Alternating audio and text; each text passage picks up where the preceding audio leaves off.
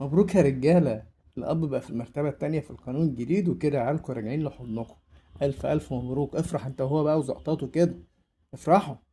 بقالي فترة بقابل البوست ده على الفيسبوك، بوستات كتير بتتكلم على إن الأب بقى في المرتبة التانية، وكده عيالكوا هيرجعوا لحضنكوا يا رجالة.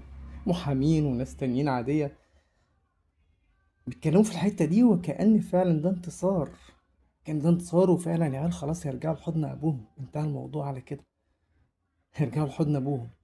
وكأن مفيش سن حضانة 15 سنة في القانون الجديد، ويخير بعد 15 سنة يفضل الواد مع أمه 15 سنة، وبعد كده يقولوا له حبيبي تروح مع الراجل الشرير المفتري ده اللي أمك عمالة تزرع في عقلك طول السنين اللي فاتت إن هو شيطان من عند ربنا، ولا تقعد مع الملاك البريء اللي ربتك وتعبت علشانك، ويا عيني كانت حارمة نفسها، هي اللي بتصرف عليك والراجل ده كانش بيصرف عليك.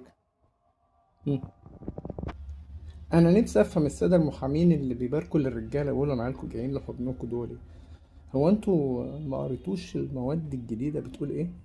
يعني الاب في المرتبه التانية بس، في المطلق اب في المرتبه التانية بس مشروط يا باشا. مشروط ان هو ما يكونش متزوج. قمه التهريج والله. مبروك مبروك يا عم الحاج، انت هو ابنك جاي في حضنك بس في الاحلام ان شاء الله. ما تباركش يا بيه، ما تباركش يا استاذ، تقولش مبروك طول ما القانون بالهبل ده. سن الحضانة لازم يتغير، يبقى 7 سنين و9 سنين. في الحالة دي نبارك. الأب في المرتبة التانية بس يكون غير مشروط، في الحالة دي نبارك. غير كده مفيش.